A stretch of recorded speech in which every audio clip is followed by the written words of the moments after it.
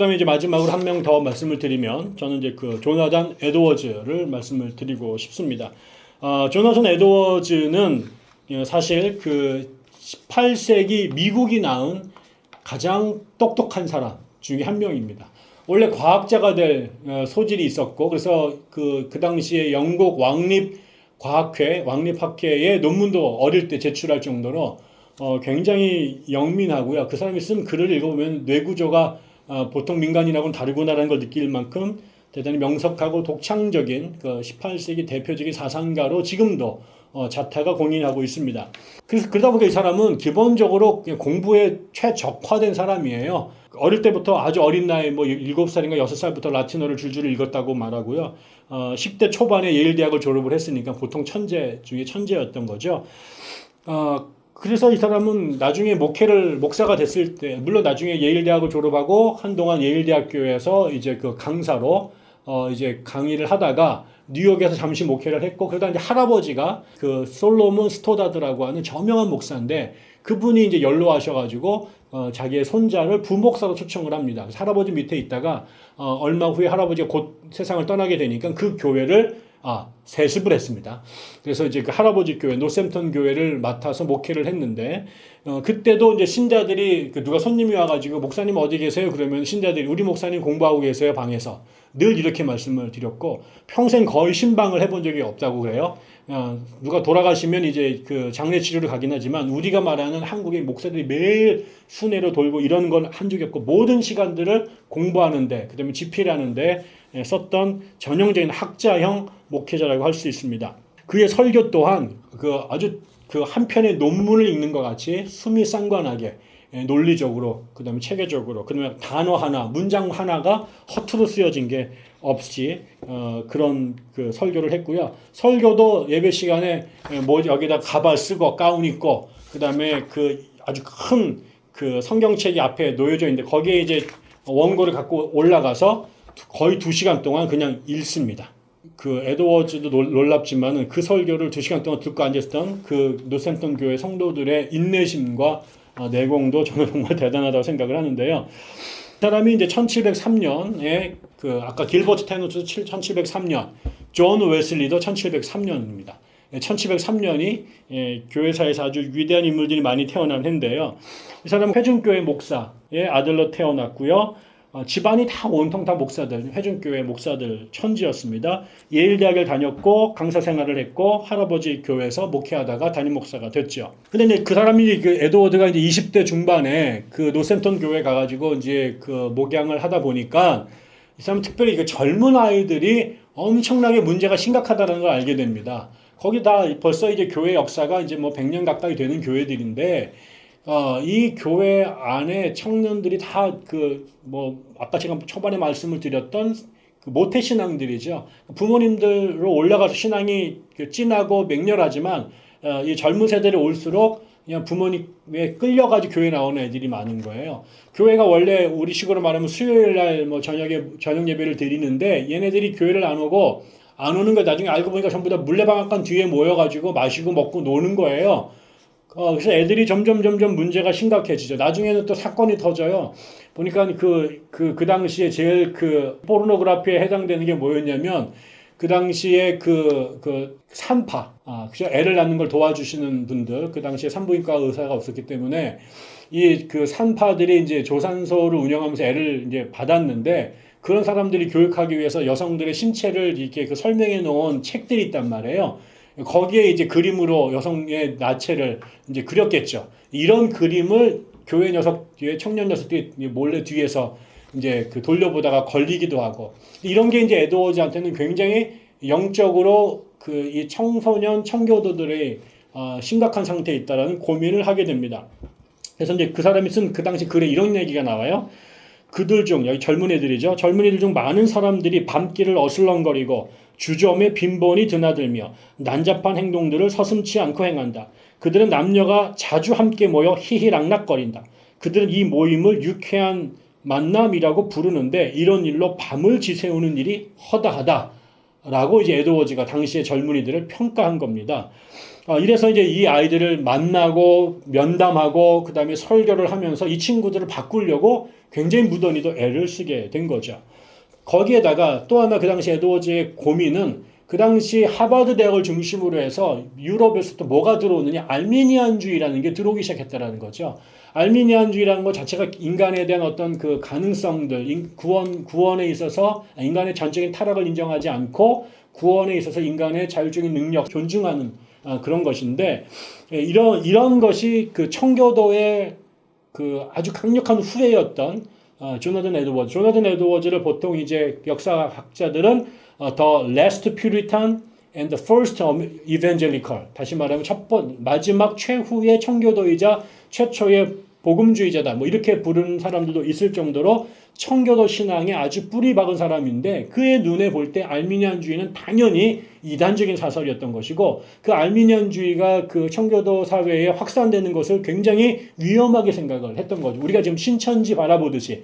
그래서 이 사람이 이신칭이 우리가 우리 행위를 통해 구원에 이바지할 수 있다는 그 알미니안주의를 반대하기 위해서 우리는 오직 하나님의 은혜, 하나님의 주신 믿음으로만 구원받는다라는 설교를 5차례에 걸쳐서 연속 설교를 아주 강력하게 하게 됩니다. 이 설교가 사람들에게 상당한 영향력을 끼칩니다. 그러면서 교인들 가운데 많은 사람들이 이제 그 회심을 하게 되고 믿음을 회복하는 일들이 벌어지게 되고, 그러는 와중에 이제 이 사람이 한 유명한 설교가 한 편이 있는데, 그게 진노한 하나님의 손안에 있는 죄인들이라는 제목의 설교입니다. The sinners in the hands of angry God. 그래서 진노한 하나님의 손안에 있는 죄인들이란 설교인데, 여기에서 내용이 그런 겁니다. 하나님이 예를 들어서 하나님이 이 땅에서 제일 혐오하는 짐승, 생명체가 있다면 그것을 만약에 거미라고 치자. 그럼 그 예를 드는 거죠. 그 거미의 엉덩이에서 실이 나오죠. 그 거미를 이렇게 실 끝을 하나님이 이렇게 붙잡고 있는 거예요. 근데 그 밑에는 지금 포항제철 같은 용광로에서 불이 막 타올라요. 이게 그 거미를 삼킬 것 같아요. 거미가 그 불 위에 그 엉덩이에서 나온 실의 끈에 의해서 그 하나님의 손에 붙잡혀서 매달려 있는 거죠. 언제 불이 거미를 덮칠지, 아니면 실이 언제 끊어질지, 아니면은 하나님이 거미를 제일 혐오하고 디스커스팅하게 생각하기 때문에 언제 손을 놓을지 모르는 상태가 지금 당신들의 상태다. 죄라고 하는 것이 당신을 삼키려고, 사망이라고 하는 것 당신을 삼키려고 하는데, 지금 당신이 그 바로 불구덩이 위에 이처럼 위태로운 상태로 매달려 있다. 회개하지 않으면 니들 다 죽는다. 이런 설교를 2시간 동안 다른 표현으로 계속했습니다. 여기에 사람들이 막 히스테릭 반응을 일으키고 기절을 하고 소리를 지르고 울고 넘어지면서 사람들이 하나님 앞에 나와서 살려달라고 이제 그 엎드리기 시작을 했던 거죠. 그러면서 이런 에드워즈의 설교를 듣겠다고 주변에 있는 교회들이 초청을 하기 시작을 하게 되고, 에드워즈가 가는 곳곳마다 그런 설교를 하면서 그쪽 동네마다 이런 비슷한 현상들이 벌어지게 되면서 이쪽 그 코네티컷 지역에 에드워즈를 중심으로 한 부흥 운동이 일어나게 된 겁니다. 그래서 결국은 한쪽에서는 프렐링 후이젠이, 또 옆에서는 길버트 테넌트가, 또 한쪽에서는 조나단 에드워즈가 비슷한 방식으로 사람들에게 죄를 각성시키고 회개하게 해서 거듭나게 하는 유형의 설교를 한 거죠. 그래서 이미 교회를 다녔지만 잠자고 있던 사람들을 일깨워서 신앙생활에 올인하도록 만든 것이죠. 특별히 여기서 이제 조나단 에드워즈가 중요했던 것은, 그가 이제 부흥 강사로서 뭐 사람의 심정을 일깨우는 그런 설교를 했던 것도 되게 중요하지만, 더 롱텀으로 보면 이 사람이 이런 자신들의 교회에서 1730년대에 이제 교회 부흥이 막 일어났단 말이에요. 이것이 이제 1734년부터 37년, 3년 동안 집중적으로 부흥이 일어났어요. 그러고 나서 37년에 툭 갑자기 끝나버립니다. 이거를 이제 에드워즈는 실망하는 게 아니라 결국 이 모든 것이 하나님의 주권 안에 있는 것이다. 부흥을 시작하는 거나 끝나는 거나 사람이 어떻게 할 수 있는 게 아니라 하나님이 원하시면 하는 거고 하나님이 원하시면 끝내는 거다. 그래서 모든 것이 하나님의 주권에 달려있다는 것을 깨닫게 됐다라고 얘기를 하는 거죠. 그러면서 에드워즈가 부흥이 끝나고 난 다음에 자기가 경험했던 1734년부터 37년까지 있었던 부흥 운동을 역사적 기록물로 남깁니다.